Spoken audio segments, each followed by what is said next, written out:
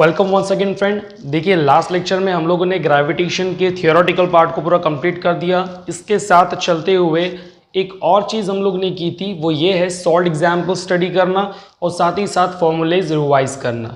अब हमारे पास में यहाँ पर कुछ एक्सरसाइज के इंपॉर्टेंट प्रॉब्लम है जो अक्सर एग्जाम में पूछे जाते हैं, तो हम उनको यहाँ पर सॉल्व करते हुए चलेंगे। पहला एक्सरसाइज का एग्जाम्पल हमारे पास में दिया है, दैट इज क्वेश्चन नंबर 4। हम यहाँ से स्टार्टअप करें, थियोरेटिकल क्वेश्चंस आप लोग आसानी से कवर कर सकते हैं। तो चलिए स्टार्ट करते हैं। क्वेश्चन दिया गया है, let the period of revolution of planet at a distance R from a star be T. बोला गया है कि हमारे पास में क्या है, एक कोई पर्टिकुलर प्लैनेट है और ये प्लैनेट का रिवॉल्यूशन हो रहा है, राइट। और रिवॉल्यूशन होते समय पर उसका जो टाइम पीरियड है, time of revolution that is T, और इसका जो डिस्टेंस है वो दिया गया हमारे पास में आर। अब ये दो चीज़ें जो आपके पास में है टी एंड आर, इससे रिलेटेड क्या हमारे पास में कोई इक्वेशन, कोई रिलेशन, कोई एक्सप्रेशन या फिर कोई लॉ है क्या? हाँ, हमारे पास में है और हम पहले उसको लिख लेंगे यहाँ पर। तो हम लोग यहाँ पे लिखेंगे solution from Kepler's third law of planetary motion। अगर आपको याद आ रहा होगा तो वो क्या था हमारे पास में? Yes, it was T square directly proportional to the R cube.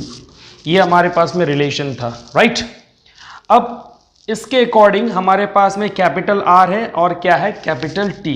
So therefore it becomes T square directly proportional to R cube. If we would like to keep your constant also, then T square is equals to K R cube. Let it be equation number 1। तो भैया इतनी बात हमारे पास में हो गई है। सवाल क्या पूछा गया है? प्रूव दैट, हमको ये प्रूव करना है if it was a distance of 2r, उसका ओरिजिनल जो डिस्टेंस था वो था हमारे पास में r। अब डिस्टेंस क्या हो गया? डबल डिस्टेंस हमारे पास में हो गया r plus r means 2r हो चुका है। तो ऐसे समय पर इट्स पीरियड ऑफ रिवॉल्यूशन, यानी कि उसका जो नया पीरियड ऑफ रिवॉल्यूशन है, ये हमारे पास में हो गया इसका पुराना वाला। नया पीरियड ऑफ रिवॉल्यूशन हम मान लेंगे इसका t1। वो t1 जो रहेगा वो आपको बताना है will be √8 to the previous one. जो पहला पीरियड ऑफ रिवॉल्यूशन है उसके मल्टीपल रहना चाहिए √8 के, नया पीरियड ऑफ रिवॉल्यूशन, ठीक है। तो ये हमको प्रूफ करना है, तो काफी आसान है, देख लेते हैं हम लोग यहां पर। कंटिन्यू करेंगे। Now at a distance 2r, जब डिस्टेंस हमारे पास में 2r हो गया, देयरफॉर यही कैसे मॉडिफाई हो जाएगा? For t1 period of revolution, distance हमारा हो गया इंक्रीज, r का 2r, हमने पीरियड ऑफ रिवॉल्यूशन जो पहले t था अब हमने उसको लिख दिया t1। तो क्या हो जाएगा? t1 square directly proportional to 2r। अब डिस्टेंस हमारा चेंज हो गया, लेकिन फॉर्मूला क्या कहता है? r cube. तो यहाँ पर आपके पास में आ जाएगा आर क्यूब। देयरफॉर आपके पास यहाँ पे हो जाएगा t1 स्क्वायर, यहाँ पे लिखेंगे कांस्टेंट k, राइट। भैया 2 का क्यूब क्या होता है? यस इट इज 8, r का क्यूब r क्यूब, राइट। ये चीज़ हमारे पास में आ गई। Late it be equation number 2। Now हमको वैल्यू निकालनी है कि नया पीरियड ऑफ रिवॉल्यूशन आना चाहिए कितना? √8 तो हम करेंगे by 2, equation 2 divided by equation 1। इस 2 सेकेंड इक्वेशन को फर्स्ट से डिवाइड कर देंगे तो क्या मिल जाएगा हमको? यहाँ पर देखिए 2 इक्वेशन क्या है हमारे पास में? t1 square upon, first equation में क्या था हमारे पास में, T square is equals to, again यहां पर सेकंड में क्या है, न्यूमरेटर में क्या आ जाएगा, k8 r cube, k8 r cube, और इक्वेशन नंबर 1 में क्या है, डिनोमिनेटर में आ जाएगा k r cube. So see like quantities will get cancelled, k cancel हो गया, r क्यूब कैंसिल हो गया. What we are having here, t square is equals to t1 square is equals to 8, यहाँ पे सिर्फ 8 बच गया, और ये टी स्क्वायर यहाँ चले जाएगा न्यूमरेटर में, तो आपको मिलेगा टी स्क्वायर, दोनों जगह स्क्वायर है, टेकिंग स्क्वायर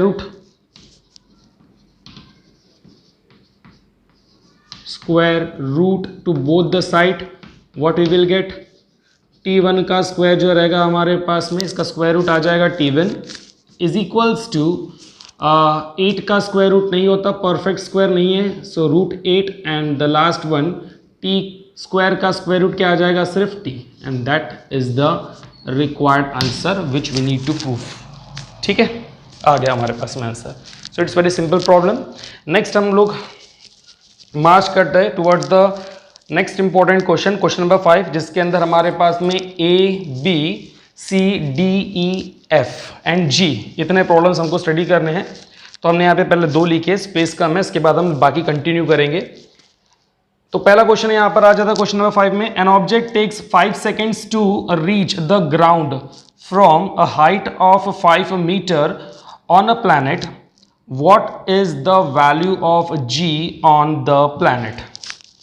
क्या लिखा गया है, नहीं समझ में आया ना, पहले गिवन वैल्यूज लिख लो. तो सोल्यूशन करेंगे हम लोग, पहले गिवन लिख लेंगे हम लोग यहाँ पर, answer what are the given values. देखिए, an object takes 5 second, seconds मतलब टाइम दिया है, so T small T is equals to what, आपको ध्यान है स्मॉल टी लिखना है यहाँ पर, here it is 5 seconds to reach the ground from a height. Height means what, h का मतलब, हाइट का मतलब ही होता है displacement, that is what, small s कितना है, कहते हैं यहाँ पे 5 metres from a planet. What will be the value of g on the planet. देखिए भैया, ऊपर से नीचे गिर रहा है वो, राइट, तो ऊपर से नीचे गिर रहा है, तो ऊपर में उसकी जो इनिशियल वेलोसिटी रहेंगी, initial velocity is what, yes it is 0, तो उसकी इनिशियल वेलोसिटी u क्या हो जाएंगी, 0 मीटर पर सेकेंड. तो फाइंड क्या करने के लिए बोला है, what is the value of g, आपको ये गिवन था, एंड टू फाइंड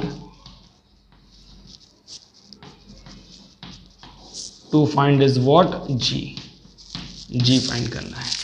देखिए हमारे पास में लॉज ऑफ मोशन जो हमने लास्ट ईयर स्टडी किया था, उसके अंदर में इक्वेशंस ऑफ मोशन थे, 3 इक्वेशन ऑफ मोशन थे, हमने इसके पहले स्टडी किया. पहला हमारे पास में था, first one was what, v is equals to u plus a t. Second one, s is equals to u t plus half a t square. And the third one was v square is equals to u square plus 2as. According to the gravity, acceleration due to gravity here becomes g. a किस में बदल जाएगा, g में बदल जाएगा. अब इन 3 equation में से हम इस प्रॉब्लम के लिए कौन सा इस्तेमाल किए, देख लीजिए. हमारे पास में जो वैल्यू दी है ना, उससे हम लोग स्टार्ट करेंगे. एक तो हमको टाइम चाहिए और हमको चाहिए s यानी डिस्प्लेसमेंट भी चाहिए. तो देखिए टाइम इसमें आता है, राइट, टाइम इसमें भी आता है, इसमें नहीं आता टाइम, तो इसको तो रिजेक्ट कर दो, ठीक. लेकिन साथ साथ हमारे पास में यहाँ पे क्या बोला गया, डिस्प्लेसमेंट की बात की गई है. तो फर्स्ट वाले में डिस्प्लेसमेंट नहीं आता, तो ये भी कैंसिल. तो हमारे लिए सेकेंड वाला इंपॉर्टेंट हो जाएगा. तो आसान है ये, तो लिखेंगे solution from second equation of motion. Motion का सेकेंड इक्वेशन क्या होता है, small S that is the displacement is equals to U T plus half AT²। As पर ग्रेविटी यहाँ पे इसका क्या हो जाएगा g। ये तो हम लोग जानते हैं। देखो भैया टूवर्ड्स ग्रेविटी नीचे आ रहा है, वो क्या हो रहा है, वो नीचे गिर रहा है, रीचेज द ग्राउंड, वो नीचे आ रहा है। तो जब नीचे आती है चीज़ तो टूवर्ड्स ग्रेविटी होती है, तो इस समय value of g is positive. जब नीचे से ऊपर जाएंगी तो g की वैल्यू हो जाएंगी निगेटिव। ये आपको हमेशा ध्यान में रखना है। नीचे से ऊपर गया तो वैल्यू विल बी निगेटिव, और अगर कोई चीज़ ऊपर से नीचे आ रही है टूवर्ड्स द ग्रेविटी तो ये रहेगा ऑलवेज पॉजिटिव। ये नहीं भूलना, इसके आगे के प्रॉब्लम में काम में आएगा। s आपके पास में कितना है यहाँ पर 5, तो यहाँ हम लोग देंगे 5 is equals to u, initial velocity दी गई है 0, so 0 into T plus half रहेगा।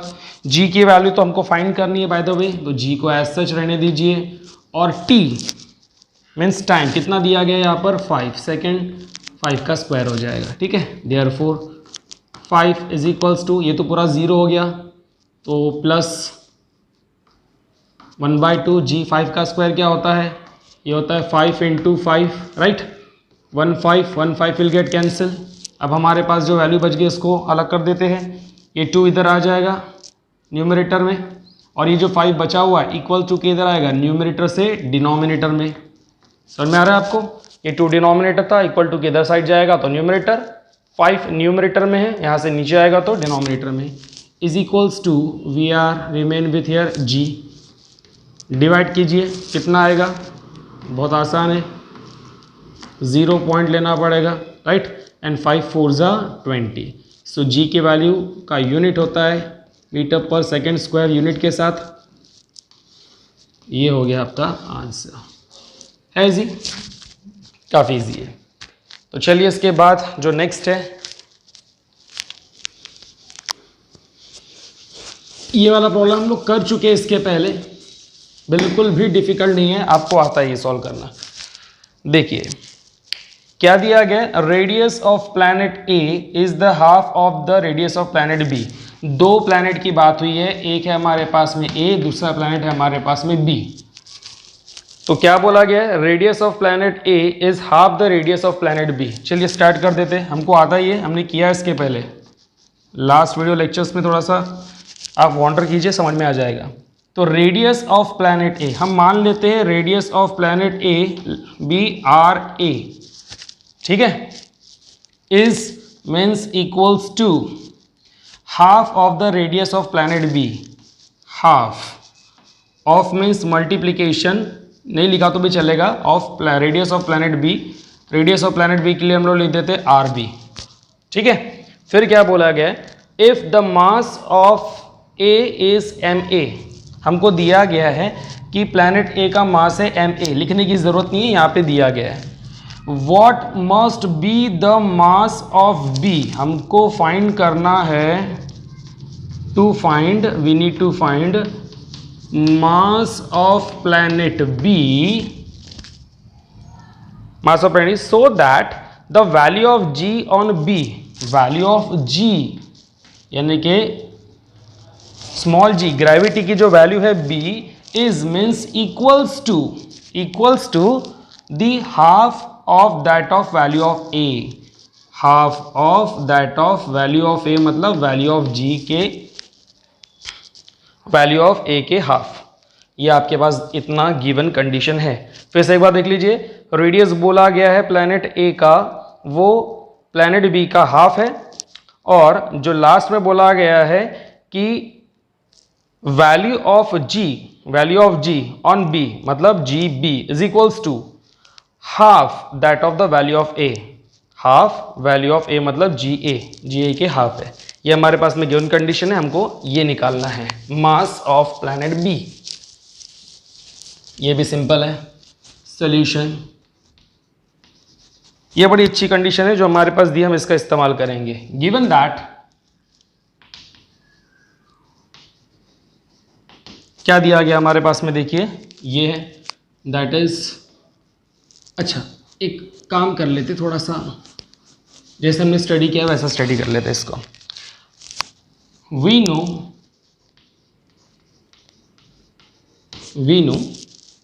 क्या बताया हमको, that g is equals to what, G M upon R square, ये तो हमको पता है, राइट। अगर ऐसा है तो देयरफॉर क्या हो जाएगा, हम यहाँ लिखते हैं therefore for planet A, planet A के लिए क्या हो जाएगा, G A is equals to G M A upon R A square, है ना। प्लैनेट ए की ग्रेविटी के अकॉर्डिंग ये फॉर्मूला बन जाएगा G M A upon R A square. ये तो हमको पता है कि भैया जो कैपिटल जी है ये यूनिवर्सल ग्रेविटेशन कांस्टेंट है, चेंज नहीं होगा। एंड फॉर प्लैनेट बी के लिए क्या हो जाएगा, G B is equals to G M B whole upon R B square, right. तो हमारे पास में दो रिलेशन आ गए। अब ये जो इंपॉर्टेंट कंडीशन हमारे पास में, हम इसका इस्तेमाल करेंगे। वी हैव क्या दिया हमारे पास में, G B is equals to half of G A, G B is equals to half of G A. तो चलिए पुट करते हैं इसको यहाँ पर। जी बी की वैल्यू हमारे पास में क्या है, it is G M B upon R B square is equals to, ये हाफ है, एज सच लिखेंगे इसको। जी ए हमारे पास में क्या है, देखिए it is G M A whole upon R A square. Like values cut हो जाएंगी, जी जी कैंसिल, क्योंकि वो कांस्टेंट है, राइट, चेंज नहीं होगा।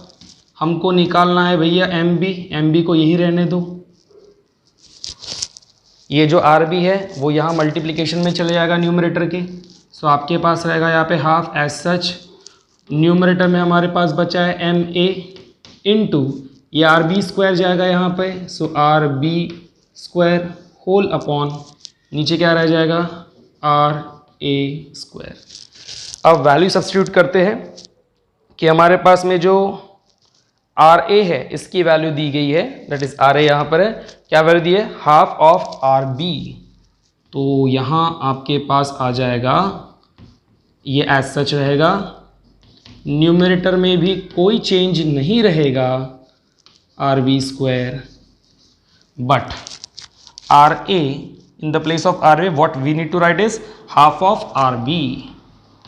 So half of RB, square है RA का तो यहाँ पर V हो जाएगा स्क्वायर इज इक्वल्स टू यहाँ पर half, as such what we are having here MA into RB square whole upon, थोड़ा नीचे लिख देता हूँ,